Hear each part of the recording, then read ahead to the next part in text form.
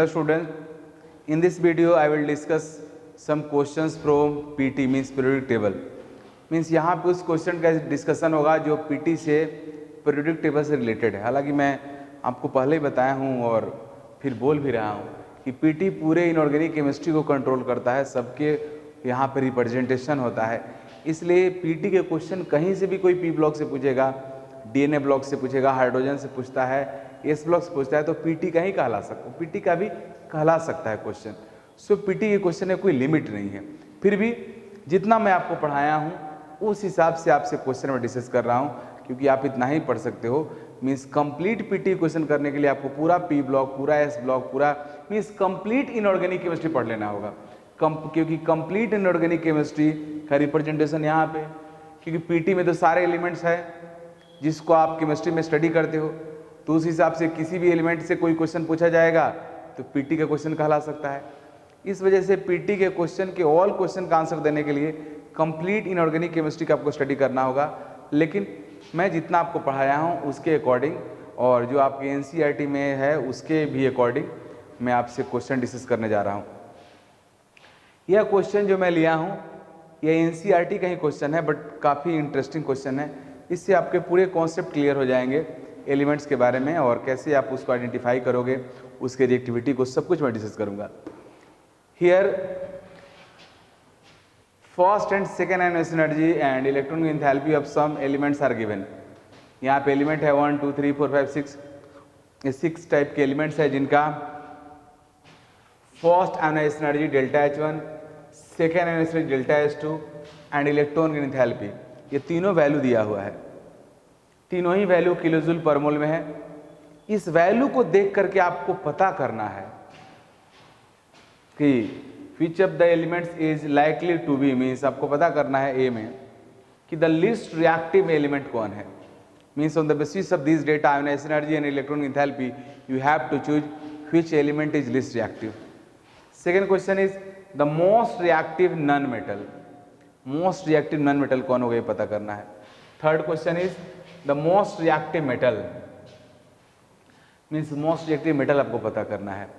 And fourth is the least reactive non metal, and E में पता करना आपको the metal which can form a stable binary halide MX2। Binary का मतलब होता है ऐसा हैलाइड जिसमें दो हैलोजन हो, मीन्स MX2 टाइप का हैलाइड फॉर्म करता हो, लाइक मैग्नीशियम क्लोराइड MgCl2, उस टाइप का हैलाइड फॉर्म करता हो, वो कौन मेटल होगा।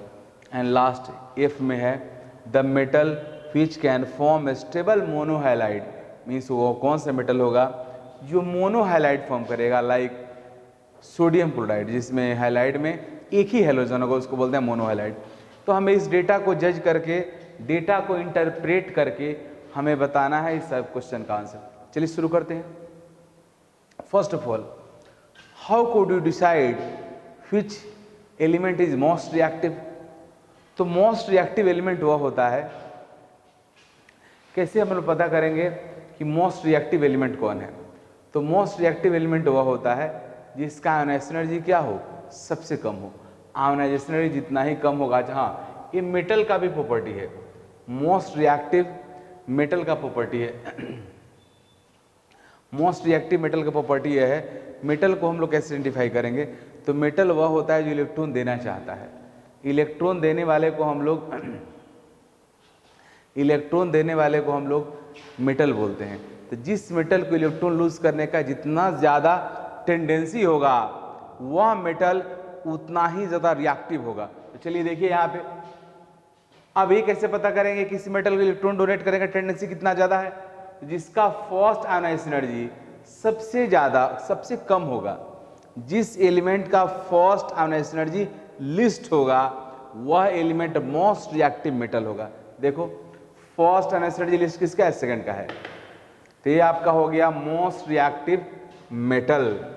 ये जो सी में आपका है मोस्ट रिएक्टिव मेटल, तो सेकंड हो गया आपका सी, यही मोस्ट रिएक्टिव मेटल हुआ क्योंकि इसका फर्स्ट आयोनाइजेशन एनर्जी क्या है, लिस्ट है। अब हमें पता करना है the most reactive non metal, means most reactive non metal है पता करना है। Most reactive non metal, the least reactive non metal. हाँ, मोस्ट रिएक्टिव नॉन मेटल पता करना है। तो नॉन मेटल का प्रॉपर्टी कैसे डिसाइड होता है? मोस्ट रिएक्टिव मेटल के लिए क्या देखेंगे हम लोग? तो आयोनाइज एनर्जी देखेंगे। जिसका फर्स्ट आयोनाइज एनर्जी लिस्ट होगा वो मोस्ट रिएक्टिव मेटल होगा। अब हमें देखना है the most reactive non metal. Non metal क्या चाहता है? इलेक्ट्रॉन लेना चाहता है। तो जिस नॉन मेटल का इलेक्ट्रॉन का एंथैल्पी हाईएस्ट निगेटिव होगा, one non metal most reactive होगा। तो देख लो किसका इलेक्ट्रॉन एंथैल्पी सबसे ज्यादा निगेटिव है जी? तो थर्ड का है।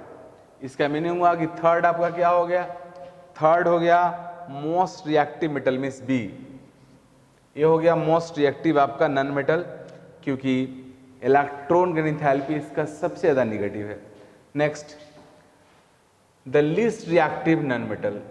अब लीस्ट रिएक्टिव नॉन मेटल पता करना थोड़ा मुश्किल है, तो हम लोग आगे बढ़ते हैं। अब अगला पॉइंट हमारा है the metal which can form stable binary halide. Stable binary halide का मीनिंग हुआ मैग्नीशियम क्लोराइड जैसा।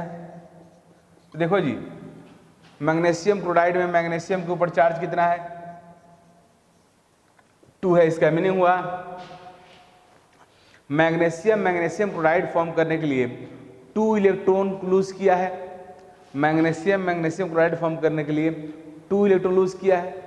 इसका मीनिंग यह हुआ कि अगर कोई भी मेटल बाइनरी हैलाइड फॉर्म करता है तो उसको second electron means 2 electron lose करना होगा। और दूसरा इलेक्ट्रॉन लूज कब करेगा? जब सेकेंड आयनाइज एनर्जी कम होगा। क्योंकि किसी भी एलिमेंट का, कोई भी एलिमेंट हो, सेकेंड आयनाइज एनर्जी फर्स्ट से डेफिनेटली ज्यादा होगा। क्यों जी? Because after losing 1 electron atom becomes cation. Atom के ऊपर पॉजिटिव चार्ज आ जाता है।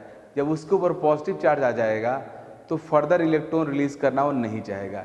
इसलिए अगर कोई भी एलिमेंट है उसका सेकेंड आयनाइज एनर्जी का वैल्यू फर्स्ट से ऑलवेज ज्यादा होगा। अब magnesium means binary halide form कर रहा है, मैग्नीशियम क्लोराइड जैसा। इसका मीनिंग हुआ कि उसको 2 इलेक्ट्रॉन्स लॉस करना ही होगा। तो दूसरा इलेक्ट्रॉन कब लॉस कर सकता है? जब उसके सेकेंड आयनाइज एनर्जी का वैल्यू लो होगा। तो जिस एलिमेंट का सेकेंड आयनाइज एनर्जी का वैल्यू लिस्ट होगा वही element stable binary halide produce करेगा। तो चेक करो सेकेंड आयनाइज एनर्जी का वैल्यू। तो देख लो सेकेंड आयनाइज एनर्जी लिस्ट किसका है? सेकेंड आयनाइज एनर्जी लिस्ट इसका है, आपका 5th 6th का। तो आपका 6th हो गया E, क्योंकि यह वह एलिमेंट हुआ जो बाइनरी हैलाइड फॉर्म करता है। अब आपको क्या देखना है? F, the metal which can form stable monohalide. वह मेटल जो स्टेबल मोनोहैलाइड हो, स्टेबल मोनोहैलाइड। अब स्टेबल मोनोहैलाइड पता करना है तो उसके लिए क्या देखेंगे? मोनोहैलाइड का मीनिंग हुआ सोडियम क्लोराइड जैसा हैलाइड फॉर्म कर रहा है। सोडियम क्लोराइड में सोडियम के ऊपर कितना चार्ज रहता है जी? +1 रहता है। इसका मीनिंग हुआ सोडियम क्लोराइड फॉर्म करने के लिए कितना इलेक्ट्रॉन लूज करना पड़ता है? 1। इसका मीनिंग यह हुआ कोई एलिमेंट अगर एक ही इलेक्ट्रॉन लूज करके हैलाइड फॉर्म कर रहा है, इसका मीनिंग हुआ कि सेकंड इलेक्ट्रॉन लूज करने का टेंडेंसी उसको नहीं है, तभी तो मोनोहैलाइड ही स्टेबल फॉर्म करता है। अब सेकेंड इलेक्ट्रॉन लूज करने का टेंडेंसी नहीं होने का मतलब क्या हुआ? सेकेंड आयनाइज एनर्जी का वैल्यू वेरी वेरी हाई होना in comparison to first. First के रिस्पेक्ट में जिस एलिमेंट का सेकेंड आयनाइज एनर्जी का वैल्यू बहुत ज्यादा होगा वह एलिमेंट सेकेंड इलेक्ट्रॉन लूज नहीं करेगा। वह एलिमेंट जब भी हैलाइड फॉर्म करेगा तो मोनोहैलाइड ही फॉर्म करेगा। तो चलिए चेक करते हैं किस एलिमेंट के सेकेंड आयनाइज एनर्जी का वैल्यू सबसे ज्यादा है। तो देख लो फर्स्ट में ही है 520 और 7300।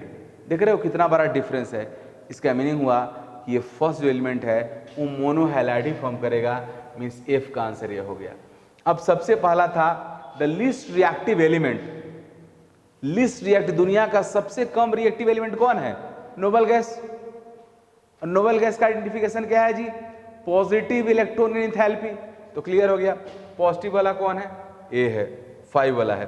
तो 5 आपका हो गया लीस्ट रिएक्टिव एलिमेंट। अब एक बच रहा है the least reactive non metal. Non metal का लीस्ट रिएक्टिविटी पता करना मुश्किल है, इसलिए हम लोग सबको पता कर लिए, जो बच गया वो इसका आंसर हो जाएगा। तो लीस्ट रिएक्टिव नॉन मेटल कौन हो गया? आपका 4। इस क्वेश्चन से कई कंक्लूजन हम निकाल सकते हैं जो दूसरे क्वेश्चंस में काफी हेल्पफुल होगा। पहला पॉइंट है कि लीस्ट रिएक्टिव एलिमेंट वह होगा जिसका इलेक्ट्रॉन एंथैल्पी क्या होगा? पॉजिटिव होगा, नोबल गैसेस। उसके बाद मोस्ट रिएक्टिव मेटल वह होगा which first ionization energy list. इस सबको पेन डाउन करते जाना। Next point, most reactive non metal has highest negative electron gain enthalpy. Next point, binary halide, stable binary halide form करने वाला मेटल का second ionization energy का value list होगा। Means जिस एलिमेंट का सेकेंड आयनाइजेशन एनर्जी का value, means अगर मोर than one element दिया हुआ है तो जिस एलिमेंट का सेकेंड आयनाइजेशन एनर्जी का वैल्यू लिस्ट होगा वह मेटल, वह एलिमेंट बाइनरी हैलाइड फॉर्म करने का टेंडेंसी ज़्यादा रखता है। मोनो हैलाइड अगर कोई फॉर्म कर रहा है स्टेबल, इसका मीनिंग हुआ कि उसका सेकेंड आयनाइजेशन एनर्जी का वैल्यू सबसे ज़्यादा होगा। फर्स्ट और सेकेंड आयनाइजेशन एनर्जी में, फर्स्ट आयनाइजेशन एनर्जी और सेकेंड आयनाइजेशन एनर्जी में किसी का अगर बहुत बड़ा डिफरेंस है, मीन्स सेकेंड आयनाइजेशन एनर्जी किसी मेटल का वेरी हाई है फर्स्ट से, it means that metal will only lose only one electron, means that metal will form a stable monohalide। तो इस तरीका से इस बात को दिमाग में रख सकते हो और इस तरफ इस पे कोई भी क्वेश्चन आएगा तो उसका आंसर कर सकते हो। एनसीईआरटी बुक में जितने भी क्वेश्चंस है उस सबका आंसर ऑलमोस्ट मैं दे दिया हूँ। हाँ, एक क्वेश्चन पूछता है कि जो किसी एटम जिसका एटॉमिक नंबर 114 है, 117 है, 120 है, उसका पीटी में लोकेशन क्या होगा? तो पीटी में किसी एलिमेंट के लोकेशन के लिए उसका आउटर उसका क्या लिखो जी? Electronic configuration. इलेक्ट्रॉनिक कन्फिग्रेशन लिखने के बाद आपको पता चल जाएगा कि एलिमेंट किस ब्लॉक का है।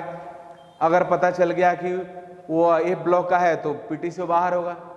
अगर पता चला कि डी ब्लॉक का है तो फिर डी ब्लॉक का पता चल जाएगा तो उसके अकॉर्डिंग आप उसका ग्रुप नंबर पता कर लोगे।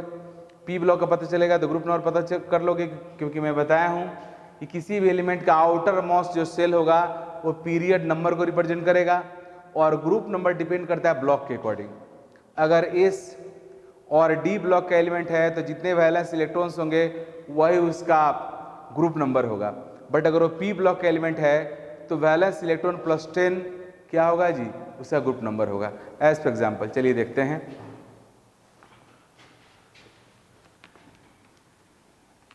Z इज इक्वल टू 114 का हमें पता करना है क्या होगा पीटी में position. Z is equal to 114 का देखो जी,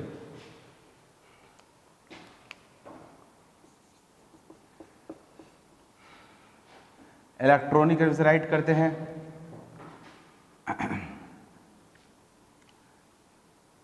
1s2 2s2 2p6 3s2 3p6 3d10 4s2 4p6, उसके बाद 5s 5s से पहले लिखेंगे 4d को। 4d तुम्हारा सेल नंबर 4 का सब सेल है, 4d10। उसके बाद 5s के बाद आएगा आपका 5p6, 5p के बाद 6s, तो 6s से पहले क्या आएगा? 5d लिखेंगे। 5d में 5d से पहले क्या लिखेंगे? 4f लिखेंगे। तो इलेक्ट्रॉन पहले 6s में जाएगा बट लिखेंगे पहले 5d को, 5d से पहले 4f को। तो 5d में 10, 4f में 14, अब कितने हो गया जी? यहाँ तक तो हो गया है 36। 36 में 10 ऐड किए 46, 46 और 2 आपका 48, 48 और 6 54, 54 और 10 64, 64 एंड 14 प्लस 2 16, 64 प्लस 16, 64 प्लस 6 आपका 70 हो जाएगा, 70 प्लस 80, यहाँ तक आपका 80 हो गया। अब और आगे बढ़ते हैं। 6s के बाद क्या आएगा जी? 6 तो 86 हो गया। तो 6p के बाद क्या आएगा 7s 7s2 7s से पहले किसको लिखेंगे जी 6d को 6d से पहले किसको लिखेंगे 5f को। देखो कितना हो गया आपका 86 प्लस 2 88 88 प्लस 10 98 98 प्लस 14 98 प्लस 14 हो गया 112 114 है। मैं 2 इलेक्ट्रॉन और 7s के पास क्या आएगा 7p2 होगा। तो यह हुआ आपका Z = 114 का इलेक्ट्रॉनिक कॉन्फ़िगरेशन। अब इस बेसिस पर आराम से बता सकते हो outer most shell is 7 outer most shell 7 है। Last electron enters in p sub shell so this element belongs to p block. तो वैलेंस इलेक्ट्रॉन कितना है आउटर मोस्ट सेल 7 है वैलेंस इलेक्ट्रॉन 4 है। p ब्लॉक का एलिमेंट है p block element p block element का group number कितना होता है group number is equal to valence electron plus 10 कितना हो जाएगा जी 14 मीन्स कार्बन के ग्रुप में रहेगा। तो इस तरीका से आप पता कर सकते हो किसी एलिमेंट का पीटी में लोकेशन कितना हो बड़ा उसका एटॉमिक नंबर क्यों ना हो। Next question on electron negativity.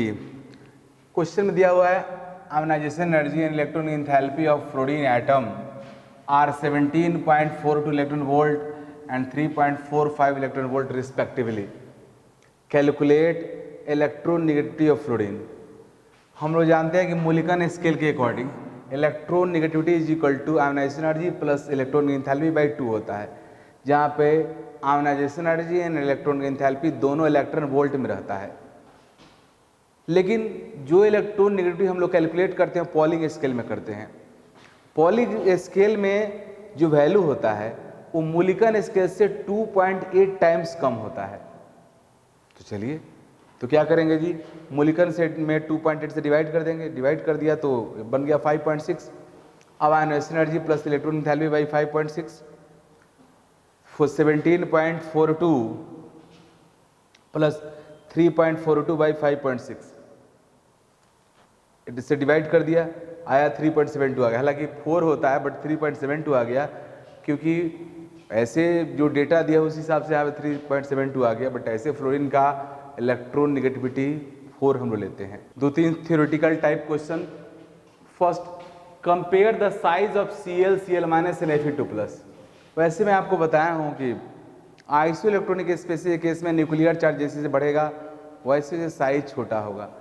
लेकिन यहाँ पे डिफरेंट दिया हुआ है Cl है Fe है। हालांकि Cl और Fe एक ही पीरियड में है तुम्हारे। हालांकि आयरन का 4th पीरियड होता है और Cl का आपका 3rd पीरियड रहता है। लेकिन इस Fe2+ है यहाँ पे है या Cl है इसमें कंपेयर करना है साइज का।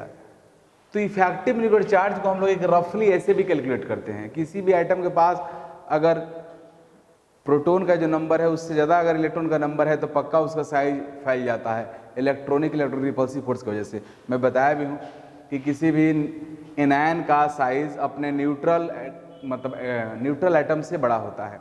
Size of anionic radius is always greater than size of neutral atom due to electronic repulsive force. तो यहाँ पे Cl Cl- Fe2+ को कंपेयर करना है।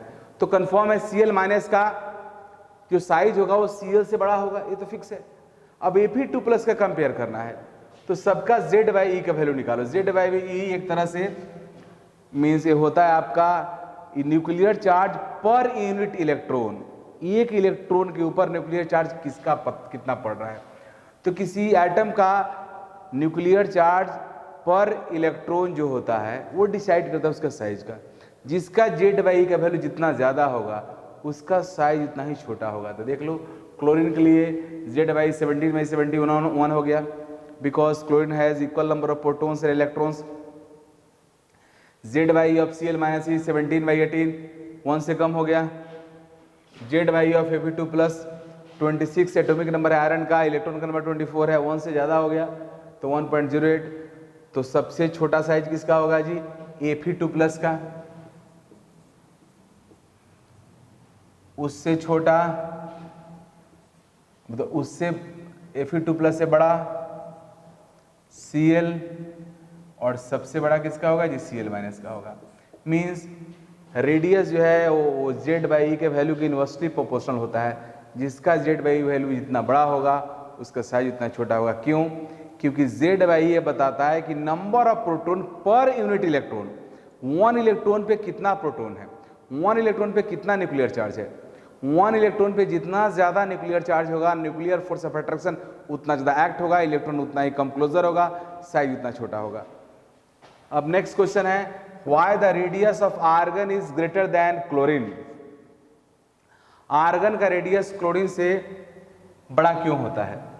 तो इसके पीछे रीजन, हालांकि जी क्लोरीन के बाद आर्गन आता है, लेकिन मैं आपको बताया हूं कि पीरियोडिक ट्रेंड को ग्रुप 18 एलिमेंट्स फॉलो नहीं करता है, क्योंकि ग्रुप 18 एलिमेंट्स का जो रेडियस होता है वो एक्चुअल में वेंडर वाल रेडियस रहता है, जो कोवलेंट रेडियस से डेफिनेटली बड़ा होगा। यही वजह है कि आर्गन का रेडियस हमारे क्लोरीन रेडियस से बड़ा होता है, जबकि आर्गन क्लोरीन के बाद आता है पीटी में, पीरियड में क्लोरीन के बाद आर्गन आता है। फिर भी साइज आर्गन का बड़ा है, क्योंकि नोबल गैस का जो रेडियस होता है वो वेंडर वाल रेडियस होता है, उसका साइज कोवलेंट रेडियस से बड़ा रहता है। नेक्स्ट क्वेश्चन है कि 7.646 electron volt and 15.035 electron volt are first and second ionise energy of magnesium. Means magnesium का पहला दूसरा आयनोइज एनर्जी वैल्यू दिया हुआ है, और आपसे बोल रहा है कि 24 मिलीग्राम मैग्नीशियम को 24 मिलीग्राम मैग्नीशियम से 2 इलेक्ट्रॉन अगर निकालना है तो कितना एनर्जी का रिक्वायरमेंट होगा। तो पहले तो पता करो कि 24 मिलीग्राम मैग्नीशियम में कितने मैग्नीशियम एटम्स हैं। तो उसका पहले मोल निकालेंगे। मोल निकालने के लिए मास को मिलीग्राम से ग्राम में कन्वर्ट कर लिया, 10⁻³ से मल्टीप्लाई करके, फिर मास में मोलिकुलर मास से डिवाइड करके मोल निकाल लिया, जो 10⁻³ आया। किसी के अगर मोल पता हो गया तो नंबर निकालने के लिए क्या करते हैं जी? एवोगाड्रो नंबर से मल्टीप्लाई करते हैं। सो एवोगाड्रो नंबर से मल्टीप्लाई कर दिया, अब ये आ गया 6.022 10⁻20, ये मैग्नीशियम एटम का नंबर हो गया। अब हम यह पता करते हैं कि 1 मैग्नीशियम एटम को Mg2+ में कन्वर्ट होने में कितना एनर्जी का रिक्वायरमेंट है। देख लो, दोनों पहला इलेक्ट्रॉन निकालने में इतना लगेगा, दूसरा इलेक्ट्रॉन निकालने में इतना लगेगा, मीन्स 2 इलेक्ट्रॉन रिमूव करने में कितना लगेगा? 22.681 electron volt. This is the energy required to convert 1 magnesium atom into magnesium 2+। अब total energy required, total energy कितना लगेगा? तो आप एक एटम के लिए इतना हुआ तो टोटल एनर्जी कितना लगेगा, तो आप टोटल एटम से मल्टीप्लाई कर दो। तो टोटल एटम का नंबर इतना है, 1 एटम के लिए दिस, तो इतना एटम के लिए कितना होगा, तो इस एटम के नंबर से मल्टीप्लाई कर दिया, जो आया वो आंसर होगा। Some important questions from PT. देखो जी, the correct order of acidic strength. Acidic strength basic strength के बारे में बहुत डिटेल में आपको पढ़ाया भी नहीं हूँ, क्योंकि पढ़ना भी नहीं है। आगे पढ़ोगे तो पता चलेगा, जब पी ब्लॉक पढ़ोगे, डीएनए ब्लॉक पढ़ोगे तो और भी बहुत सारी बात पता चलेगा जो फैक्ट है। यहाँ पीटी में लिमिटेशन है, क्योंकि आप बहुत कुछ अभी तक जानते नहीं हो, इसलिए बहुत सारी बातें मैं नहीं बता सकता हूँ। फिर भी जो जानते हो उसके बेसिस पे आप आंसर कर सकते हो। ये सब आईटी लेवल का क्वेश्चन है, जो एडवांस लेवल क्वेश्चन है, बट इस पैटर्न पे क्वेश्चन हर एग्जाम में आता है। आईटीज एंड जे एडवांस के जो क्वेश्चन होते हैं वो कॉन्सेप्ट क्लियर करने वाला होता है। उस हर क्वेश्चन में कुछ ना कुछ कॉन्सेप्ट रहता है। तो इसी को देखिए, पूछ रहा है करेक्ट ऑर्डर ऑफ एसिडिकेशन क्या होगा। तो मैं आपको बताया हूँ कि नॉन मेटल के जितने भी ऑक्साइड्स हैं वो एसिडिक होते हैं। और तो करेक्ट ऑर्डर ऑफ एसिडिकेशन आपसे पूछ रहा है। करेक्ट ऑर्डर ऑफ एसिडिकेशन की अगर हम बात करें तो यहाँ पे खुद भी देख लो, ये इसमें क्लोरीन का ऑक्साइड, सल्फर का, फास्फोरस का। तो फास्फोरस, सल्फर, क्लोरीन में पीटी में लेफ्ट राइट जाओगे तो एसिडिकेशन बढ़ता है। तो इसमें सबसे ज्यादा एसिडिक होगा क्लोरीन का ऑक्साइड, उससे कम होगा सल्फर का, उससे कम होगा फास्फोरस का। तो ऑप्शन ए करेक्ट है। ऑप्शन ए करेक्ट हो गया, तो ओनली वन आंसर करेक्ट। आगे देखने की जरूरत नहीं है, बट देखना चाहते हो देख सकते हो। यहाँ जस्ट उल्टा दिया हुआ है, ये तो बेसिक क्वेश्चन का ऑर्डर है। सोडियम का ऑक्साइड सबसे ज़्यादा बेसिक होगा, उससे कम मैग्नीशियम का होगा, उससे कम एल्युमिनियम का होगा। तो जो ऑर्डर दिया है वो सब रॉन्ग है, राइट केवल ये होगा। कैसे मैं पता किया, तो नॉन मेटल के ऑक्साइड से एसिडिक होते हैं, उसमें पीरियड में जब लेफ्ट टू राइट जाओगे तो एसिडिकेशन बढ़ता है ऑक्साइड्स का। तो नाइट्रोस, क्लोरीन, आपका सल्फर एंड फॉस्फोरस तीनों सेम पीरियड में है, तो लेफ्ट टू राइट जाओगे तो एसिडिक बढ़ेगा। तो सबसे कम एसिडिक होगा फॉस्फोरस का ऑक्साइड, उससे ज्यादा सल्फर का, उससे भी ज्यादा क्लोरीन का। तो आंसर ए इज करेक्ट। इस तरह का कोई भी क्वेश्चन आएगा तो आप इसका आंसर कर सकते हो, इस तरह से सोच करके आप। अब अगला, identify the correct order of acidic strength of CO2, CO, CaO means and water, means CO2, cupric oxide, calcium oxide and water, इनका एसिडिक स्ट्रेंथ का ऑर्डर आपको बताना है। You know metal oxide basic होता है, नॉन मेटल ऑक्साइड एसिडिक होता है। तो कार्बन का ऑक्साइड एसिडिक होगा, कैल्शियम का ऑक्साइड स्ट्रॉन्ग बेसिक होगा, हाइड्रोजन नॉन मेटल है तो इसका भी ऑक्साइड का नेचर, तुम्हारा वाटर का नेचर एसिडिक होगा। हालांकि वाटर को हम न्यूट्रल सॉल्वेंट मानते हैं, तो अगर इसको अरेंज करना होगा तो identify the correct order of acidic strength, तो सबसे कम एसिडिक होगा कैल्शियम ऑक्साइड, क्योंकि ये बेसिक है, मेटल का ऑक्साइड है। इससे ज्यादा होगा आपका CO, कॉपर के, कॉपर डी ब्लॉक एलिमेंट्स है, डी ब्लॉक का इलेक्ट्रोपॉजिटिविटी एस ब्लॉक मेटल से कम होता है, इसलिए डी ब्लॉक के जो ऑक्साइड्स होंगे उनका एसिडिक, उनका बेसिक स्ट्रेंथ एस ब्लॉक के मेटल ऑक्साइड से कम होगा। इससे ज्यादा एसिडिक होगा आपका वाटर, क्योंकि नॉन मेटल मीन्स हाइड्रोजन का oxide, hydrogen metal non metal के बीच का इंटरफेस होता है। यही वजह है कि हाइड्रोजन के जो ऑक्साइड है वो न्यूट्रल सॉल्वेंट के तौर पर ट्रीट किया जाता है। वाटर से जो ज़्यादा एसिडिक हो एसिडिक, वाटर से जो कम एसिडिक हो बेसिक। तो वाटर के बाद तुम्हारा आएगा क्या, CO2। तो यह राइट आंसर हुआ। अब अगला क्वेश्चन है आयनिक रेडियाई, आपको बताना है कि करेक्ट आयनिक रेडियाई किसका है। तो ये तो क्लियर सी बात है कि टिटेनियम और मैग्नीज सेम पीरियड में है, दोनों का आउटर मोस्ट सेम है, मैं बताया हूं आपको, फोर्थ पीरियड का एलिमेंट है। मैग्नीज का एटॉमिक नंबर टिटेनियम ज्यादा होता है, इसका 22 होता है, इसका 25 होता है।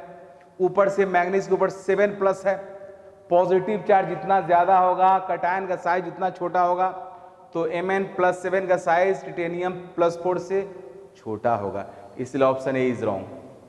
ऑप्शन बी चेक करते हैं, पोटासियम प्लस और Cl- both are isoelectronic, potassium plus has 18 electron and Cl- has also 18 electron, but nuclear charge of potassium is more than Cl, so size of potassium plus will be less than Cl-, you know, ये भी wrong. अब देखते हैं Cl- दोनों Cl- ही है, but इसका mass number 35 है, इसका मास नंबर 37 है। मास नंबर 37 होने का मीनिंग यह हुआ कि हालांकि मास नंबर से बहुत बड़ा इफेक्ट होता नहीं है, एटॉमिक नंबर दोनों जगह पे सेम है, बट मास नंबर अगर ज़्यादा है तो रिलेटिवली साइज इसका थोड़ा, हालांकि इस केस में कहना बहुत मुश्किल है। मुश्किल क्या है, नहीं है, ये राइट नहीं है, क्योंकि Cl- और ये दोनों का Cl का एटॉमिक नंबर 17 ही है, नंबर ऑफ फोटोन सेम है, तो इलेक्ट्रॉन मीन्स न्यूट्रॉन का नंबर चेंज होने से मास नंबर बदला है, तो न्यूट्रॉन के नंबर के चेंज होने से साइज पर कोई इफेक्ट नहीं होगा, इसलिए दोनों का साइज सेम होगा। तो आंसर सी भी करेक्ट नहीं होगा। अब डी को चेक करते हैं, दोनों फॉस्फोरस है, एक में P3 है, एक में P+5 है, तो क्लियर सी बात है, जितना ज़्यादा पॉजिटिव चार्ज होगा एटम का साइज उतना छोटा होगा, इसलिए डी ऑप्शन इज राइट। अब यहाँ आते हैं, the option with only amphoteric oxides is are, means more than one answer correct question है। अब एम्फोट्रिक ऑक्साइड्स ऐसी आगे केमिस्ट्री जब पढ़ोगे, पूरी केमिस्ट्री पढ़ लोगे तो आपको एकदम क्लियर कट आइडिया हो जाएगा, क्योंकि अभी कई सारी चीजें आप नहीं जानते हो, इसलिए हर क्वेश्चन को पूरी तरह से समझ करके बना देना थोड़ा मुश्किल है आपके लिए, बट फिर भी on the basis of present knowledge you can also do correct answer. यहां आपसे बोल रहा है कि कौन कौन एम्फोट्रिक ऑक्साइड है, ओनली एम्फोट्रिक, तो देखो जी सी तो नहीं होगा, अभी मैं बताया हूं कि नाइट्रोजन का ऑक्साइड NO आपका न्यूट्रल होता है, लिस्ट से बाहर। यहां देखो बी भी नहीं होगा, क्योंकि क्रोमियम ऑक्साइड है क्रोमियम डी ब्लॉक मेटल है, क्रोमियम ऑक्साइड आपको दिख रहा है जो कि बेसिक होगा, ते भी बाहर हो गया दोनों। अब हम लोग ए और डी चेक करते हैं। तो पहले डी चेक करते हैं, जिंक ऑक्साइड, एल्युमिनियम ऑक्साइड, यह है जनाबे अली ने गया पंजाबी। तो देख लो ए आपका करेक्ट है, मीन्स जिंक का ऑक्साइड, एल्युमिनियम का ऑक्साइड, लेड का ऑक्साइड एम्फोट्रिक होता है। बट ऊपर देखते हैं ए को, यहाँ भी सॉन्ग का टिन, एसएन, टिन का ऑक्साइड भी एम्फोट्रिक, बेरिलियम का ऑक्साइड भी एम्फोट्रिक। अब क्रोमियम में आपको डाउट है क्योंकि क्रोमियम डी ब्लॉक का मेटल है और आपको पता नहीं है। तो अभी आपको कोई चीज़ नहीं पता है, मैं आपको आगे पढ़ाऊंगा कि ट्रांजिशन एलिमेंट्स जो होते हैं, जो डी ब्लॉक मेटल होते हैं, उनका ऑक्साइड बेसिक एसिडिक दोनों होता है, एम्फोट्रिक भी होता है। वो डिपेंड करता है उनके पास कितना ऑक्सीजन है उसके बेसिस पे। तो यहाँ पे 1 ऑक्सीजन था, 1 क्रोमियम पे 1 ऑक्सीजन, यहाँ पे 1 क्रोमियम पे 1.5 ऑक्सीजन। तो ऑक्सीजन का नंबर बढ़ने के साथ साथ हमारे ट्रांजिशन मेटल के ऑक्साइड्स का एसिडिक नेचर बढ़ता है, वो सब बात आगे मैं करूँगा। तो उस हिसाब से क्रोमियम का ऑक्साइड भी एम्फोट्रिक होता है, तो आंसर ए भी होगा। क्रोमियम के ऑक्साइड के एम्फोट्रिक होने वाली बात आपको अच्छे समझ में नहीं आया होगा क्योंकि आप ये नहीं जानते हो कि ट्रांजिशन मेटल का कैरेक्टर क्या होता है। डी ब्लॉक मेटल का कैरेक्टर एस ब्लॉक मेटल जैसा एग्जैक्टली नहीं होता है। डी ब्लॉक मेटल का कैरेक्टर वैरी करता है, इसीलिए उनको हम लोग ट्रांजिशन मेटल्स बोलते हैं। उनका कुछ ऑक्साइड बेसिक भी होता है, कुछ ऑक्साइड्स एसिडिक भी होता है, कुछ ऑक्साइड्स आपका एम्फोट्रिक भी होता है, मींस न्यूट्रल भी होता है। तो उस हिसाब से ये होता है, आगे आप इसको और अच्छे से पढ़ोगे भी। तो इस तरह से आप इस टाइप का अगर क्वेश्चन आएगा तो आप एनालाइज करके आंसर कर सकते हो। अब next and last, increasing basic character में आपको अरेंज करना है इनको। मैग्नीशियम, स्ट्रोंशियम, तो देखो जी मैग्नीशियम के नीचे है स्ट्रोंशियम, तो पक्का मैग्नीशियम से का ऑक्साइड स्ट्रोंशियम से मोर बेसिक होगा, सॉरी स्ट्रोंशियम का ऑक्साइड मैग्नीशियम ऑक्साइड से मोर बेसिक होगा, क्योंकि ग्रुप में टॉप टू बॉटम आने पे मेटालिक कैरेक्टर बढ़ता है, मींस ऑक्साइड्स का बेसिक स्ट्रेंथ बढ़ेगा। तो मैग्नीशियम ज्यादा बेसिक स्ट्रोंशियम ऑक्साइड होगा।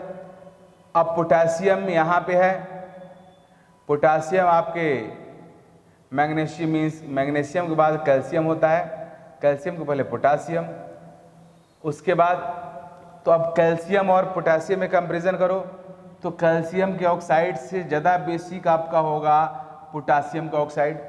तो जब पोटेशियम का ऑक्साइड कैल्शियम का ऑक्साइड ज़्यादा बेसिक होगा तो स्ट्रोंशियम से आप वो कंपैरिजन करने में थोड़ा प्रॉब्लम हो सकता है, लेकिन याद रखना ग्रुप 1 के जो मेटल के ऑक्साइड्स हैं उनका बेसिक स्ट्रेंथ 2 वाले से ज़्यादा होता है। तो पोटेशियम ऑक्साइड इसमें मोस्ट बेसिक हो जाएगा, 1 नंबर पे ए आएगा, ए होगा। इससे कम स्ट्रोंशियम, हाँ उसके बाद सीजियम ऑक्साइड भी है। किसी भी ग्रुप 1 में टॉप टू बॉटम जाओगे बेसिक स्ट्रेंथ बढ़ेगा, मीन्स ऑक्साइड्स का बेसिक स्ट्रेंथ बढ़ेगा क्योंकि मेटालिक कैरेक्टर बढ़ता है। तो इसमें सबसे ज़्यादा होगा सीजियम ऑक्साइड का बेसिक स्ट्रेंथ, उससे कम पोटेशियम ऑक्साइड का, उससे कम स्ट्रोंशियम ऑक्साइड का, उससे कम मैग्नीशियम ऑक्साइड का, सबसे कम निकेल ऑक्साइड का, क्योंकि निकेल आपका डी ब्लॉक मेटल है। तो this is the right way to do such questions. अब आप पीटी के किसी भी क्वेश्चन को कर सकते हो, हालांकि पीटी के क्वेश्चन कभी भी इंडिपेंडेंटली नहीं आता है, साथ में केमिकल बॉन्डिंग को पकड़ कर रखता है या एटॉमिक स्ट्रक्चर को पकड़ता है, वरना पी ब्लॉक को पकड़ता है, वरना डीएनए ब्लॉक को पकड़ता है, वरना कोऑर्डिनेशन केमिस्ट्री को पकड़ता है, या एस ब्लॉक को पकड़ेगा, वरना हाइड्रोजन को पकड़ेगा, मीन्स किसी न किसी को पकड़ लेगा। और आप तो केवल अभी तक पीटी ही पढ़े हो, तो किसी भी कहीं का क्वेश्चन करने में प्रॉब्लम होगा। फिर भी जो क्वेश्चन बैंक आपको मैं दिया हूँ उस क्वेश्चन बैंक में सेपरेटली पीटी के क्वेश्चंस को ही डाला गया है, उस क्वेश्चन बैंक को सॉल्व कर सकते हो, जो डीपीपी आपको दिया गया उसको सॉल्व कर सकते हो, और जो मैं असाइनमेंट भेजूंगा उसको भी आप सॉल्व कर सकते हो। अब हम लोग पढ़ेंगे अगला चैप्टर केमिकल बॉन्डिंग।